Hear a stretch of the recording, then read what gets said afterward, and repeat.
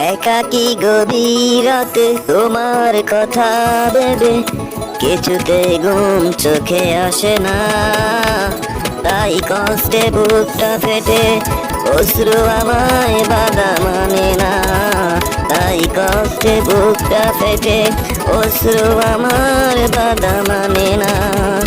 একাকী গভীরতে তোমার কথা ভেবে কিছুতেই ঘুম চোখে আসে না, তাই কষ্টে বুকটা ফেটে অশ্রু আমার বাধা মানে না, তাই কষ্টে বুকটা ফেটে অশ্রু আমার বাধা মানে না।